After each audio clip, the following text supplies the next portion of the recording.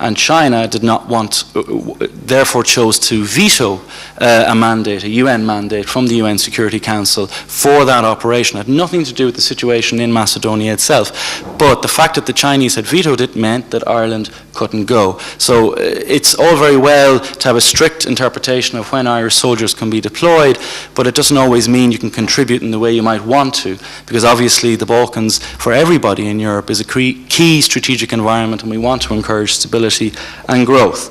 But that's a very important point. That general approach to international security of the EU is almost identical to that of the United Nations. And in every other military operation that the EU has deployed, it has had a UN mandate, and indeed it has worked with the UN.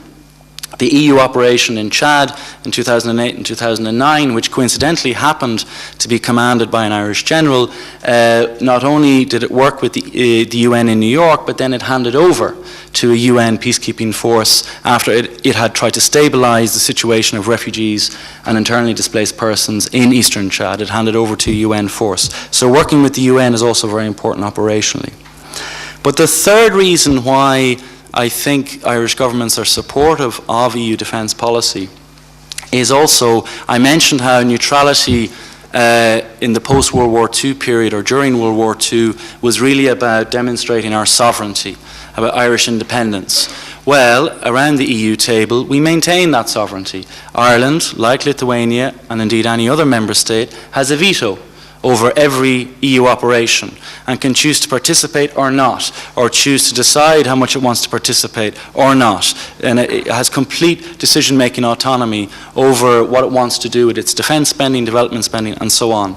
And I think from an Irish perspective, that is a key point. So the general approach of supporting the rule of international law, of working with the United Nations, but maintaining sovereignty, and this general approach of trying to mix defence, diplomacy and development. There are the reasons why the EU defence policy has been supported so strongly by Irish governments. Now, I'll just say two quick words about the Irish debate, because I'm going to move on in a minute to the future strategic environment for EU defence policy. Because, of course, not everybody in Ireland agrees with the Irish government's support for EU defence policy. Indeed, there was a lot of opposition to this policy in the first Nice referendum and in the first Lisbon referendum. In both cases, in the second Nice referendum and the second Lisbon referendum, defence policy was much less of an issue because economic issues became more important, as did enlargement issues and so on, and I'm sure you remember that well from our Nice debates. But to put it more simply, in general, the main parties in Ireland, Fianna Fáil, which is the largest, which is traditionally the largest political party in Ireland, is currently the majority partner in the government, tends to support CSDP, EU defence policy, for very pragmatic reasons, as long as Ireland maintains its sovereignty. Fine Gael, which is the main opposition party, not according to opinion polls, but traditionally the main opposition party, is also very supportive of EU defence policy, but has tended to be a bit more pro-European, and indeed some members of Fine Gael are very open-minded about the idea of a real common EU defence policy. They know that Irish people would not want to join NATO, but they do think that Ireland should be open-minded about an EU defence alliance. Of course, the Americans wouldn't accept that. They would say if you want to have an EU military alliance, you should also be a member of NATO, but that's another question maybe for later. Of the other parties, what's interesting is that Sinn Féin, I suppose, who are the most nationalist party in Ireland, they tend to share a view which is very similar to a lot of British Conservatives. Now, Sinn Féin and the British Conservatives don't normally agree on much.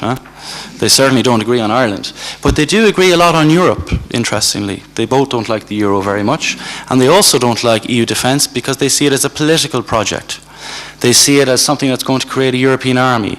They see it as something where they'll give up their sovereignty. And so for that reason, they tend to be very opposed. The final group to bear in mind, I haven't mentioned the Labour Party, but they're mixed in with this group, with the Greens. The Green Party are the junior coalition partner at the moment, tend to have a lot of pacifists. Now, pacifism, there's a long tradition of pacifism in Ireland. Indeed, one of the most successful national movements was Daniel O'Connell in the early 19th century to try and get votes to allow Catholics to sit in the British Parliament. And that was done on a pacifist basis. That was a non-violent movement. So that has always been a tradition in Ireland. Security policy, frankly, it's not a big issue for most Irish voters. And the people who are most prepared to speak up, who are most prepared to lobby, who care the most about this subject in public life, tend to be from the pacifist groups, actually, tend to be from the Green Party and from the Labour Party. Now, the Labour Party is officially in favour of EU defence policy for all the reasons I mentioned about supporting the rule of international law. But there are some members of the Labour Party and many members of the Green Party who are pacifists. So they have tried to say that Irish neutrality represents pacifism, and that we should only concentrate on the United Nations because the EU project is a political project, it's not a policy, whereas the Irish governments have tended to see this as a practical policy rather than a political project. Okay? That's the big differences in the Irish debate. But as I say, I'm very happy to talk more about the Irish debate and the Irish approach in the questions, in particular if you want to ask me more about why NATO is so unpopular in Ireland, given that we have a very strong and special relationship of our own with the United States. But I'll come back to that later. Because I want to move on to the future strategic environment for CSDP, for EU defence policy, because that's a fairly large subject as well, aside from the Irish debate. And basically, you know, if you look at the way the world is changing and you look at how international security might evolve in the future, there are two big trends that we need to keep an eye on. One is what we've all experienced over the last 20 years, what a lot of us have called globalization or interdependence. Interdependence has obviously grown a lot in economic terms and continues to grow, even despite breakdowns in WTO talks and things like that. There are still increasing in bilateral deals, but it's also moving beyond economic issues. It's moving to environmental issues, for example. Everyone accepts that climate change, or most people accept that climate change is a global challenge. It's not just a regional challenge, and we need global cooperation. So interdependence at the global level is accelerating, even despite the economic crisis. That's one major trend. The other major trend, though, and this has very much to do with the global economic crisis, is the shifts in the global economy. And we've seen huge shifts in the last few years of economic power from west to east. Just look at the growth rates of China, of India, or indeed of Brazil, or indeed of South Africa for that matter, but particularly China and India and other Asian powers. There have been huge shifts in economic power.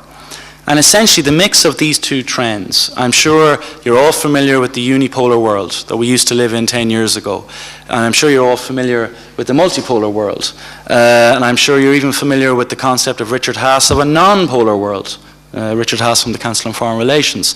Well, a colleague of mine has come up with another concept which mixes these two trends as he sees them of interdependence and multipolarity, and he calls it the interpolar world, because it's this mix of interdependence and multipolarity that will shape the future of global governance. It won't be just multipolarity by itself. Yes, there are rising powers, but they do still need to cooperate for certain global challenges, whether it's economic or environmental. Now, that's not to say there aren't many other things that can affect the global security environment, and there are many other drivers of change. I've already mentioned climate change. Just think about the Arctic Circle.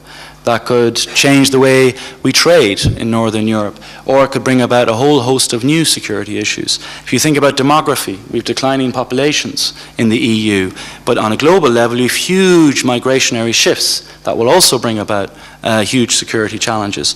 If you just simply think about access to energy, particularly carbon energy and other mineral resources like quartz and so on, particularly if you think about the growth rates of China and India, who do not have many energy resources.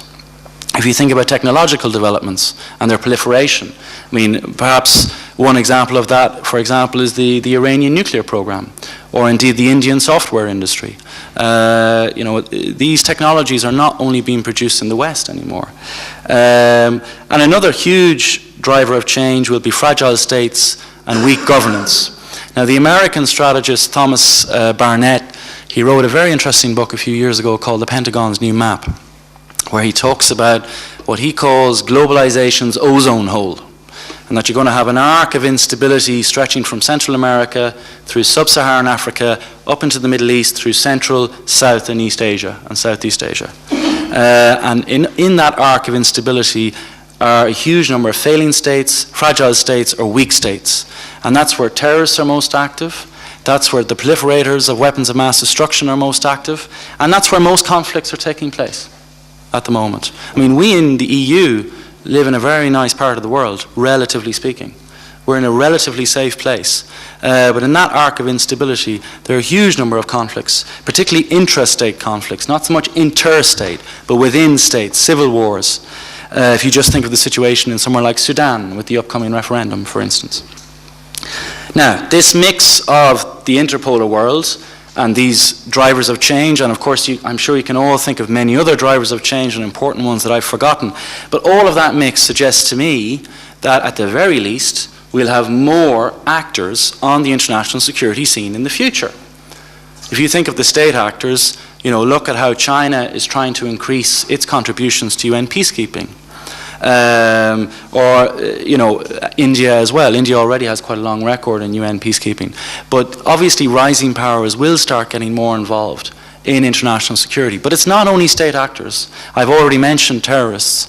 They're a non-state actor. But also NGOs are incredibly influential now, particularly in Africa, for African conflicts, or indeed the private sector.